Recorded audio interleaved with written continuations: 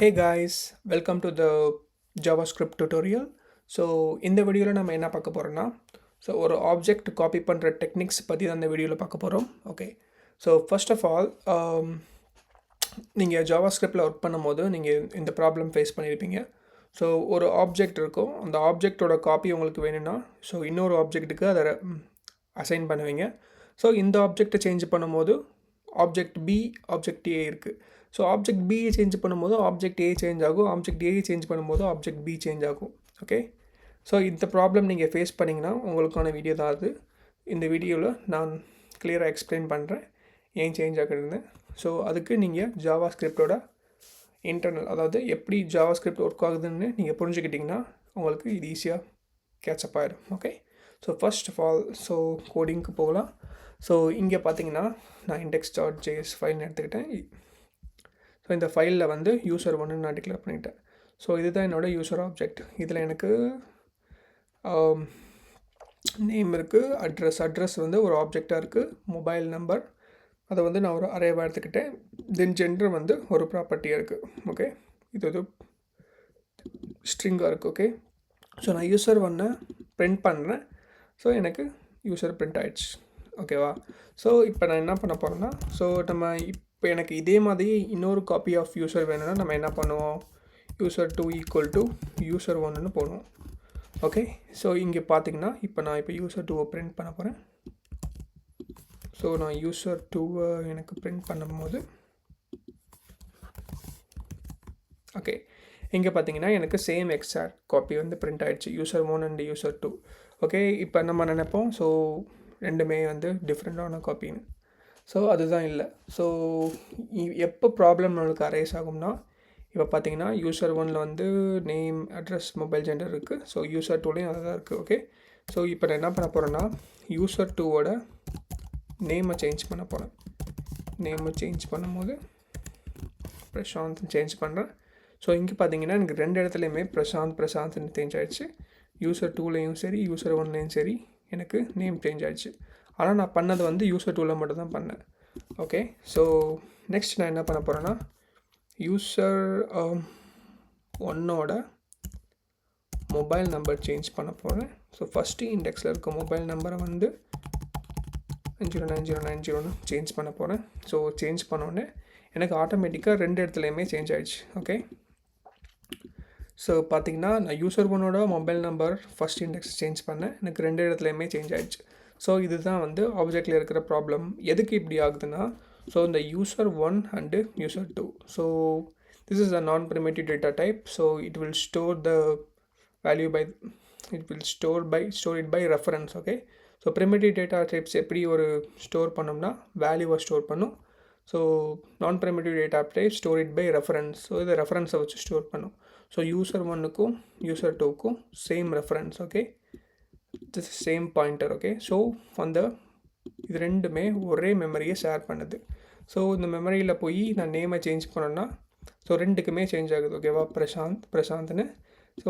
அதே மாதிரி user1ல் போய் மொபைல் நம்பர் சேஞ்ச் பண்ணேன்னா எனக்கு ரெண்டு மொபைல் நம்பருமே சேஞ்ச் ஆகுது. இங்கே பார்த்தீங்கன்னா ரெண்டுமே சேஞ்ச் ஆகுது. இதை எப்படி ஓவர் கம் பண்ணுறதுனா நம்மளுக்கு 2 டெக்னிக்ஸ் இருக்குது. Shallow copy and deep copy. அதை ரெண்டையுமே நான் எப்படி பண்ணுறதுன்னு பார்ப்போம். ஓகே, நான் அதை கேன்சல் பண்ணிக்கிறேன். First shallow copy. நம்ம ஷாலோ காப்பி நம்ம எப்படி பண்ணுறதுனா இப்போ நான் வந்து டேரெக்டாக அசைன் பண்ணிட்டேன்னா user2 = user1ன்னு. ஷாலோ காப்பி நம்ம என்ன பண்ண போகிறோம்னா ஸ்ப்ரெட் பண்ணி விட போகிறோம். user1. ஓகே, இப்போ பார்த்திங்கன்னா ஸ்ப்ரெட் பண்ணிட்டேன். இதை நான் அன்கமெண்ட் பண்ணிட்டேன்னா எனக்கு வந்து பார்த்திங்கன்னா எனக்கு அட்டுல், அட்ரஸ், எவ்ரிதிங் வந்துடுச்சு. user1 and user2.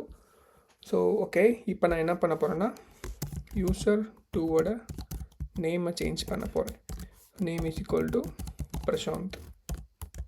ஓகே, user2ஓட நேமை சேஞ்ச் பண்ணிட்டேன். இப்போ பார்த்தீங்கன்னா user1 and user2 different names. Okay, இப்போ நீங்கள் வந்து டிஃப்ரெண்ட் காப்பி ஜென்ரேட் ஆகிடுச்சுன்னு நீங்கள் நினைக்கலாம். Okay, user1 is not sharing a memory with user2. Okay, இதுதான் வந்து ஷாலோ காப்பி. பட் நீங்கள் எப்படி நினைக்கலாம், பட் இது அப்படி கிடையாது. ஸோ இந்த ஷாலோ காப்பியை பொறுத்தவரை என்னென்னு பண்ணணும்னா, ஸோ இந்த டாப் லெவல் ப்ராப்பர்ட்டிஸை மட்டும்தான் இதை வந்து இதை வந்து டிஃப்ரெண்ட்டாக எடுத்துக்கிறோம். Okay, so these top level properties like name and gender is different for user 1 and user 2, but the nested properties like mobile and address is a object, so it is one nested property. So mobile வந்து array, இது ஒரு nested property. Okay, so இது ரெண்டையுமே வந்து user 1 and user 2 share பண்ணிக்கிறோம். So top level like name gender, இப்போ நான் அது இன்னொன்று போட்டனாலுமே இன்னொன்று என்ன போடலாம், ஐடி. ஓகே, இது எல்லாமே இந்த நேமு ஜெண்டர் ஐடி வந்து different for user 1 user 2. So it shares the address and mobile as a same, because இது வந்து நெஸ்டட் ப்ராப்பர்ட்டிஸ் வந்து இரண்டுமே ஷேர் பண்ணிக்கிறோம். ஃபார் எக்ஸாம்பிள், ஸோ இப்போ பார்த்திங்கன்னா யூசர் 2ஓட அட்ரஸ் டாட் சிட்டி வந்து, ஸோ நார்மலி நம்மளுக்கு மதுரையும் இருக்குது. So I'm going to change to Chennai. Okay, இப்போ நான் சென்னைன்னு சேஞ்ச் பண்ணேன்னா எனக்கு ரெண்டுமே சென்னைன்னு சேஞ்ச் ஆகிடுச்சு. ஓகேவா? ஓகே, ரெண்டுமே சென்னை சேஞ்ச் ஆகிடுச்சு. ஸோ இப்போ நான் வந்து யூசர் 1ஓட மொபைல் நம்பர் ஃபஸ்ட்டு இண்டெக்ஸை வந்து 99999 மாற்றினேன்னா இங்கே பார்த்தீங்கன்னா எனக்கு ரெண்டுமே 9999 மாறிடுச்சு. ஓகேவா? So what does shallow copy do is it only shares the top level properties, and the nested properties like object and array are shared. User 1 and user 2 shares the nested properties. Okay, so top level properties are not shared, different copies. So இதை overcome பண்ணுறதுக்கு என்ன பண்ணலான்னா deep copy. So deep copy எப்படி பண்ணுறதுன்னு பார்த்தீங்கன்னா, so நான் இதை எல்லாத்தையும் கேன்சல் பண்ணிக்கிறேன். Okay, so deep copy const user 2 equal to, so deep copy வந்து நம்ம ரெண்டு டைப்ஸில் பண்ணலாம். ஒன்று structured clone. So structured clone it will return one object, will take ஒரு object and return one object. So ஒன்று நான் பாஸ் பண்ணிட்டேன்னா, ஸோ எனக்கு யூசர் 2ன்ற ஒரு ஆப்ஜெக்ட் ரிட்டர்ன் பண்ணோம். இந்த மெத்தட் காப்பி பண்ணி,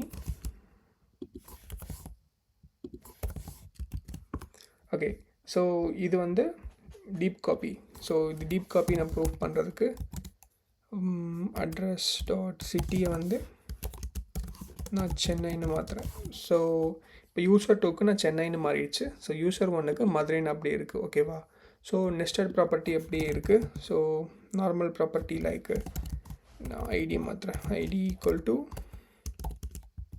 10ன்னு மாற்றினேன்னா, ஸோ எனக்கு பிரசாந்த் யூசர் 1க்கு மட்டும்தான் 10ன்னு மாறி இருக்குது, யூசர் 2க்கு அப்படியே இருக்குது. ஓகே, ஸோ இப்போ யூசர் 1ஓட மொபைல் நம்பர் 0th இண்டெக்ஸை வந்து டார்கெட் பண்ணி 232323ன்னு மாற்றினேன்னா, ஸோ எனக்கு யூசர் 1ஓட மொபைல் நம்பர் மாறிடுச்சு, யூசர் 2ஓட மொபைல் நம்பர் மாறல. So this deep copy is the completely different copies. Okay, இது யூசர் 1ம் சரி யூசர் 2ம் சரி completely different copies.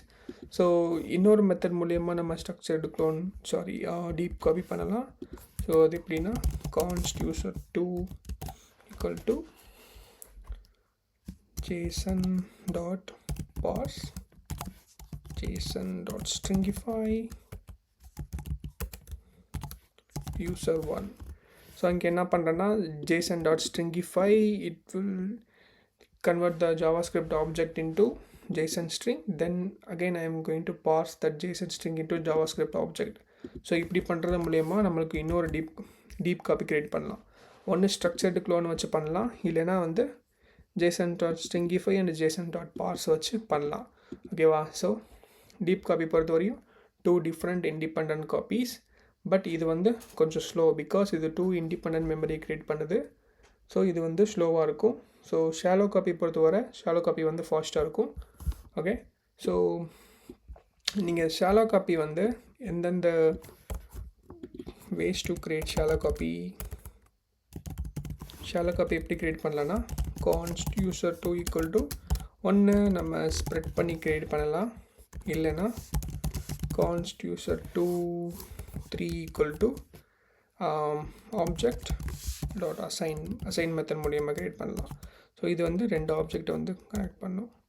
So user1 okay. So இது ரெண்டுமே வந்து